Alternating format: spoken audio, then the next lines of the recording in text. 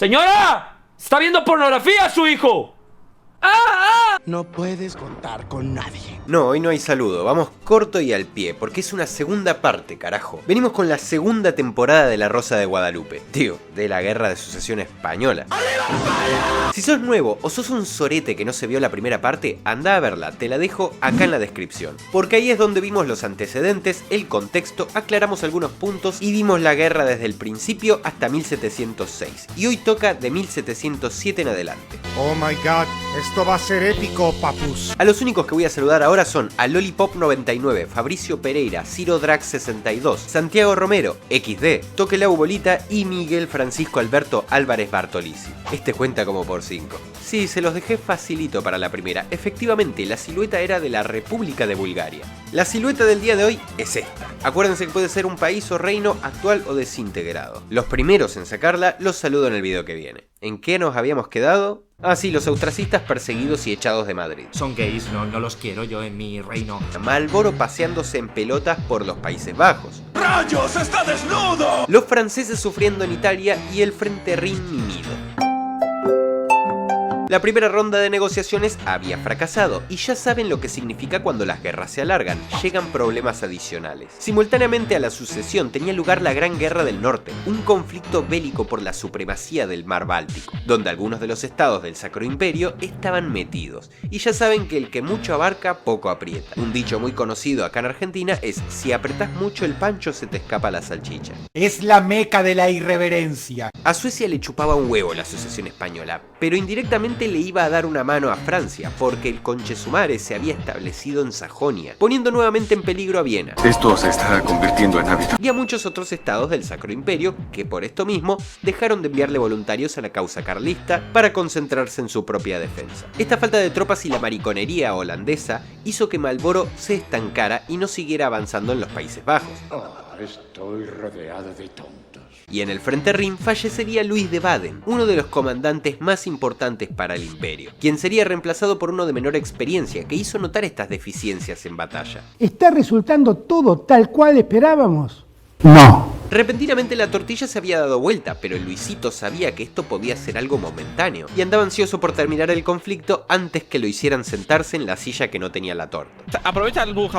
Así que en mayo de 1707 se sienta a negociar nuevamente, esta vez logrando firmar la Convención de Milán, donde abandonaría su intento de controlar Italia y retiraría sus tropas, cerrando definitivamente este frente. Bueno, parece que la cosa va fluyendo, están hablando, vamos a ver cómo se desarrolla esto. Sin embargo, este acto de buena voluntad no alcanzaría para convencer a Gran Bretaña de acceder a firmar la paz. Sí, escucharon bien, no dije Inglaterra, porque este año los reinos de Escocia e Inglaterra dejarían de coexistir, aboliendo sus parlamentos, estableciendo uno solo y unificándose en el reino de Gran Bretaña. ¿Eso qué chingado tiene que ver conmigo? En fin, todos acá sabemos que a nadie le importaba el bienestar de España, solo les importaba el poder, así que las negociaciones vuelven a romperse.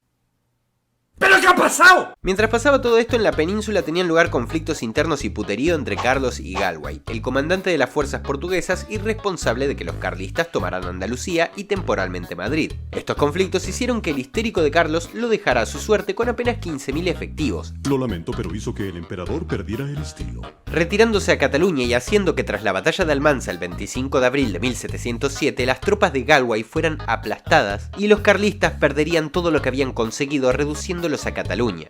Eres un tonto, muchacho. Entrando en 1708, Marlboro reunió a las fuerzas desocupadas de Italia en Países Bajos, avanzó por lo que hoy es Bélgica y plantearía una ofensiva a gran escala para invadir Francia directamente. Nuevamente los holandeses se cagarían por lo ambicioso del plan y al final se remitieron a tomar Lillier para el 22 de octubre.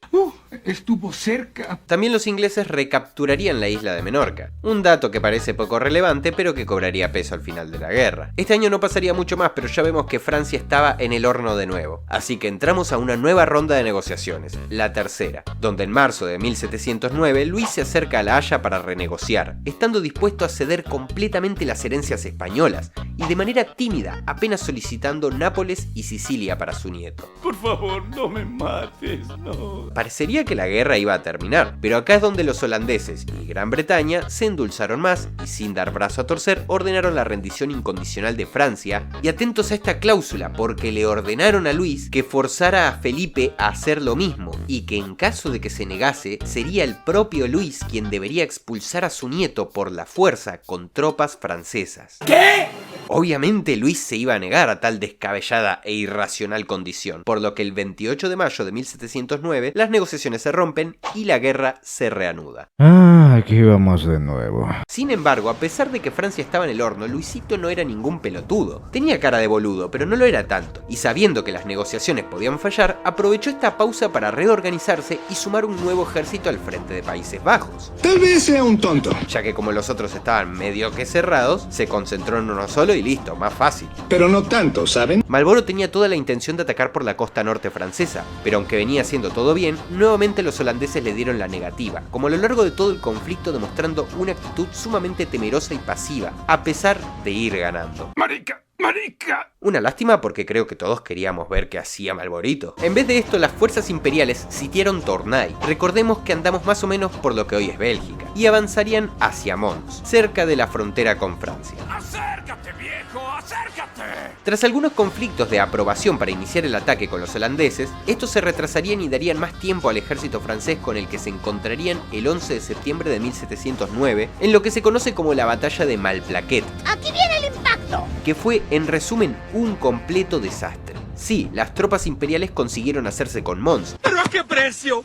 ¿A qué precio? pero a un costo exageradísimo, no solo económicamente hablando, sino también en vidas humanas, con aproximadamente 22.000 bajas imperiales, casi el doble de las francesas, y por lo tanto estancando el avance. Esto te ha costado tu fuerza. La victoria fue tu derrota. Encima, Francia aprovechó y reabrió las campañas en el frente Rin, sorprendiendo y haciendo retroceder a los imperiales. Esto no puede estar pasando. Por el lado peninsular todo andaba igual de feo. Para mayo las fuerzas de Galway habían sido derrotadas también en la batalla del río Calla o de la Gudiña, metiéndolas de una patada en el orto de nuevo a Portugal. Así como ustedes ya deben estar mareados de tanta información, para fines de 1709, todo el mundo estaba podrido y mareado. Muchos generales, incluso Marlboro, ya no querían saber nada y le pedían a las coronas que considerasen dejarle algo a Felipe para terminar la cuestión.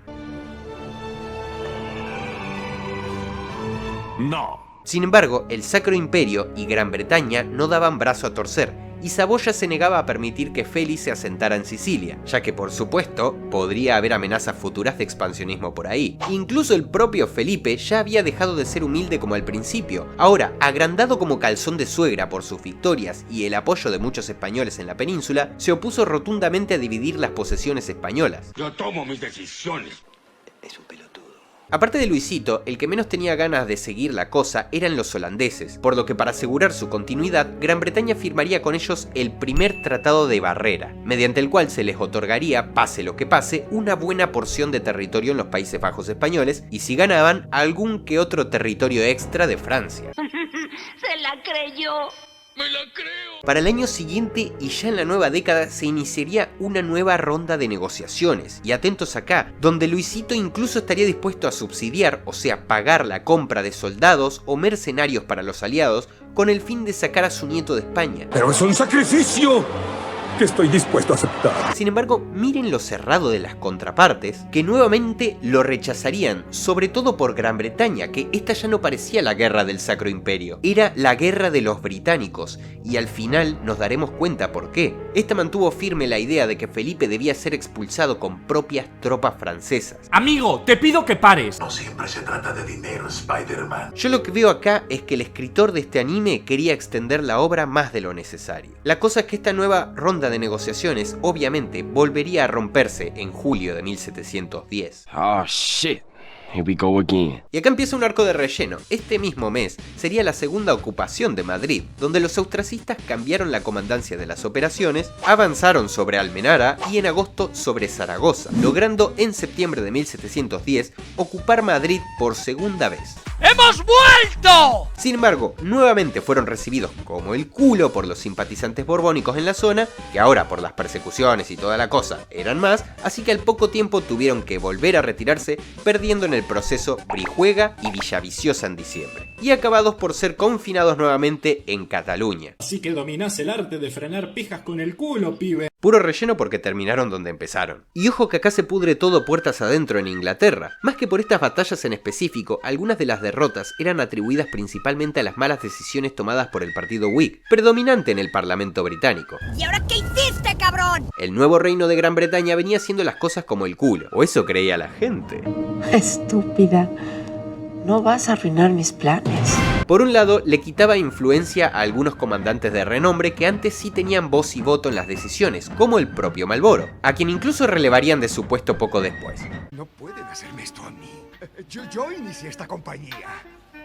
¿No saben cuánto he sacrificado? Y por otro lado, descuidaron sus relaciones con sus aliados más importantes, los Habsburgo. Esto provocó una fuerte inestabilidad política donde internamente a los gobernantes se los criticaba por todo, por no haber aprovechado las ventajas obtenidas en las victorias de 1707 y 8, por el Tratado de Barrera firmado con los holandeses que a entender de muchos sacrificaba la supremacía comercial inglesa en los Países Bajos y los excesivos impuestos que imponían para poder mantener la guerra. Igual al final nos daremos cuenta que esta crisis política interna en Gran Bretaña era más que nada gestada por la oposición del Whig, porque tanto el Parlamento como los reyes sabían muy bien lo que estaban haciendo. Ok, sé muy bien lo que hago. Para finales de 1710 se abriría, otra vez sopa, una nueva ronda de negociaciones. Los escritores de este anime se fumaron de la buena y parece que no sabían cómo Jokara terminar la obra. Agárrense de sus asientos para un final más enrevesado que el de Evangelion. Un poco trambólico. ¿Se acuerdan que Leopoldo I se murió en el camino y lo reemplazó Josecito? Sí. Bueno, el 17 de abril de 1711 se muere José I sin dejar ninguna descendencia masculina. Y yo aquí perdiendo el tiempo. Y en este caso, el Sacro Imperio no permitía reinas mujeres. ¿Y quién era el único para asumir el trono? Nuestro querido Carlitos. Técnicamente no hay nada de malo, ¿no? Pero pues como que algo no cuadra, ¿no? Y las potencias como para.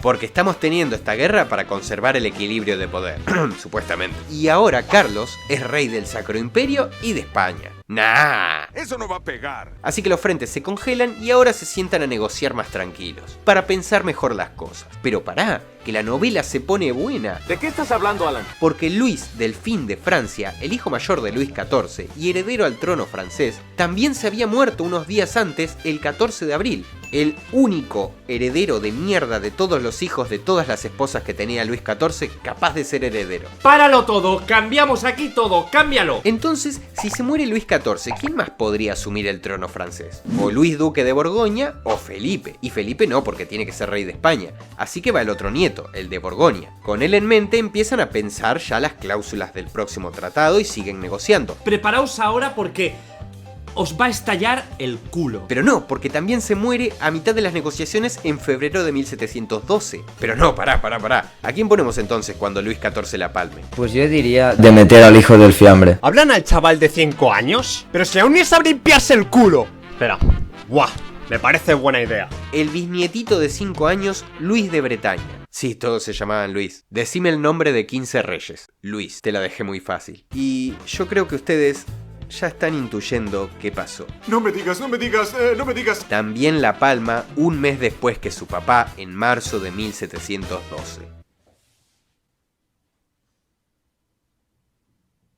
No se puede tener más mala leche, no se podía terminar la guerra, no podían firmar un tratado de paz. Cuestión y resumen de todos estos fiambres que la palmaron en el camino, que Francia se quedó sin más heredero que Felipe y estamos en la misma situación que el Sacro Imperio, que no tenía más heredero que Carlitos, ambos únicos pretendientes al trono español. Esto está mal. Más de un año se tomaron las negociaciones para ver cómo lo solucionaban, y pese a que austriacos y franceses siguieron con algunos enfrentamientos pequeños, en líneas generales los combates cesaron. Y sería este un periodo en el que se firmarían una serie de documentos con distintas cláusulas y en distintos lugares que adquirirían el nombre de Tratados de Utrecht. Imposibles de mencionarlos a todos, así que veamos qué se decidió en líneas generales. Lo primero es que, en vista de que Carlos iba a ser el rey de dos imperios bastante grandes, las potencias decidieron que Felipe mantuviera la corona española.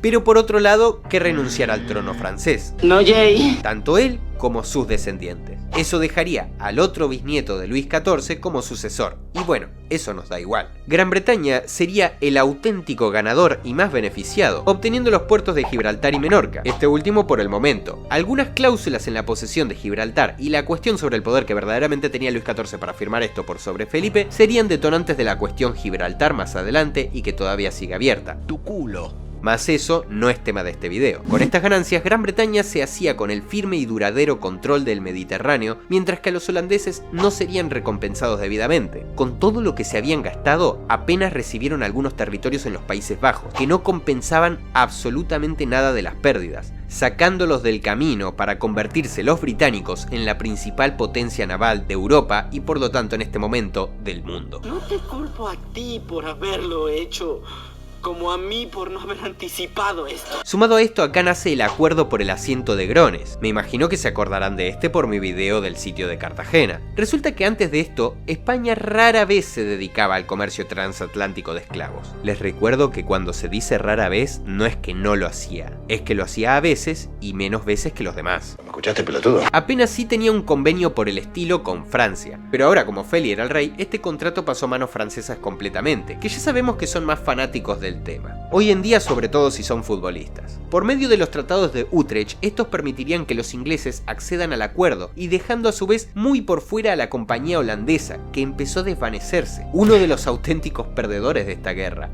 No es nada personal, Jack. Es solo un buen negocio.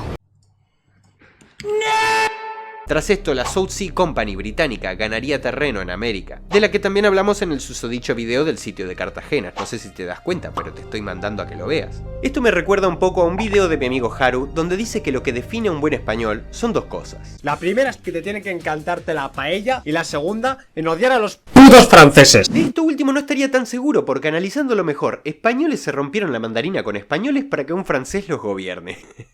A partir de acá, con una España afrancesada, esta tomaría un rumbo por el comercio de esclavos de África mucho más grande, y la relación con los virreinatos en América iría empeorando. Ya sabemos lo de las reformas borbónicas y que los franceses no se caracterizan especialmente por tratar bien a sus colonias. Gran Bretaña también solicitaría la preservación de los derechos históricos catalanes por su apoyo en la guerra, cosa aceptada. España también debería darle a Portugal, de momento, Colonia do Sacramento en el actual Uruguay, así como reconocer la soberanía portuguesa de las tierras en el Amazonas y Oiapoque, actual Brasil. Francia dejaría de hinchar las bolas y reconocería a la corona protestante inglesa, así como su soberanía sobre los iroqueses en América del Norte, que no lo mencioné, pero también hubo un frente abierto acá, pero fue más chico y no tuvo tanta relevancia. También cedería Nueva Escocia y Saint Kitts, y los reclamos territoriales sobre Terranova y Tierra de Rupert. Al principio, estos acuerdos habían sido firmados solo por las potencias aliadas, y es que la guerra con el Sacro Imperio seguía en pie, peleando por sí solo. Yo iré solo porque soy bárbaro. Sin embargo, no es lo mismo estar solito que con tus amigos. Los franceses les darían una buena nalgada en la campaña del Rin de 1713 y ahora sí se sientan a negociar para terminar todo. ¡No mames, me violó! Firmando dos tratados más, el de Rastatt el 7 de marzo de 1714 y el de Baden el 7 de septiembre del mismo año, donde Saboya recibiría Sicilia y partes del Ducado de Milán, la otra parte junto con lo que quedaba de los Países Bajos españoles, el Reino de Nápoles y Cerdeña quedarían para Carlitos, y asimismo Francia conservaría Alsacia y Landau, pero devolvería las orillas del Rin a Austria. También Baviera, Colonia y Lieja revivirían. No duraste ni un segundo, ni un segundo. Excepto Baviera, los otros más inútiles que submarinos descapotables. Con estos cambios, el Sacro Imperio había obtenido la más grande extensión territorial de su historia, pero con un sabor amargo, por perder todo lo que habrían podido conseguir. Y Francia tampoco estaba contenta, porque se le habían negado las ganancias adicionales que tanto ansiaba y había gastado muchísimo. Además de que en estos tratados quedaría aclarado que España y Francia no podrían unificarse bajo ningún concepto. Lo tenemos todo y no tenemos nada. Y ahora sí, con esto podemos decir que termina... ¡Ajá! ¿Te la creíste? Todavía falta el OVA del anime. Los escritores no nos dejaron sin un spin-off. Así como en 1713 el Sacro Imperio quiso seguir la guerra por su cuenta, en España, ante el abandono británico, Cataluña no quiso dar brazo a torcer y decidiría hacerle la guerra a Felipe por sus propios medios. ¿Espera qué? El 30 de junio se convocaría lo que se conoce como la Junta de Brazos en Barcelona, que tomaría la decisión de no reconocer un carajo a Felipe como rey y declararle la guerra bajo el mando de Rafael Casanova. ¡Tienes agallas, campeón!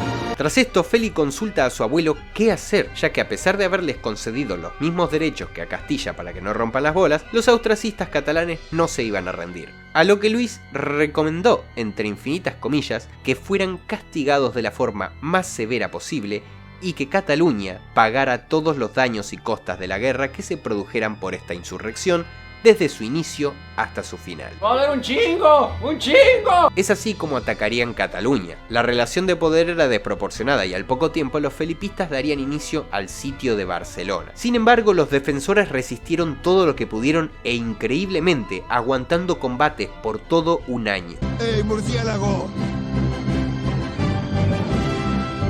No oí la campana. Pero al final, obviamente rodeados por el enemigo, la situación era insostenible. Incluso por dentro ya se había empezado a generar demasiada inestabilidad, ya que había muchos que querían terminar con esta tortura. Y sin alargar más las cosas, el 11 de septiembre de 1714, las tropas de Felipe entran a la ciudad, logrando la rendición de los insurrectos al día siguiente. Durante los años siguientes, Feli no solo les quitaría esos supuestos derechos históricos catalanes que por el convenio con Gran Bretaña les iba a otorgar, sino que firmaría unos cuantos decretos más con el fin de seguir haciéndolos bosta, como castigo por rebelarse contra Elmo. ¡Murió de la forma más macha posible!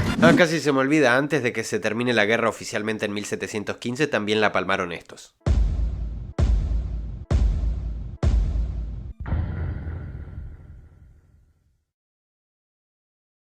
Y así termina este tremendo y emocionante anime cuyas consecuencias, o sea todo lo que trajo aparejado a posteriori, se sintieron por años en todo el mapa. Al final, el gran vencedor de esta contienda no fue el Sacro Imperio ni Francia, fue Gran Bretaña, quien a partir de entonces, y como ya dijimos, su hegemonía naval sería indiscutible, tanto en Europa como en el resto del mundo, y comenzaría su ascenso como el mayor imperio de la época, a costa del poco a poco declive de Mami España, que no solo había perdido cierta influencia y poder de manera instantánea, sino que el manejo de sus territorios iría deteriorándose con el paso del tiempo bajo las manos borbónicas. ¡Ahora tengo el poder absoluto y me la pela! Al final nadie perdió todo, tampoco, excepto las Provincias Unidas de los Países Bajos, que a partir de acá jamás volvió a tener relevancia. ¡Conche tu madre! Y bueno, ¿qué les pareció el documental? De verdad espero que les haya gustado. A mí me encantó conocer este asunto y me apasionó haber hecho este video. Y si fuiste lo bastante loco para llegar hasta acá, te como la boca. Ok, no. Te pido encarecidamente que lo compartas por ahí, porque un video de esta duración YouTube difícilmente lo comparta. Así que confío en ustedes. Encima, esto no tiene nada que ver con el video, pero el otro día perdí absolutamente todos los archivos de mi computadora. La culpa fue de Satanás. Cha cha cha. Por lo tanto, estoy redescargando todos los efectos y todos mis dibujos de nuevo, viendo que me los hagan de vuelta porque no sé dibujar, en fin, cosas que les estoy contando, ya que estuvieron acá como media hora viendo el video, no creo que se enojen por 30 segundos más. Y ahora sí, sin más que agregar, me despido, pero no sin antes decirles que pese a que sean pelotudos y borren por accidente una carpeta y la computadora falle y por ende pierdan absolutamente todos los archivos de su ordenador, no se olviden que lo peor todavía no llegó.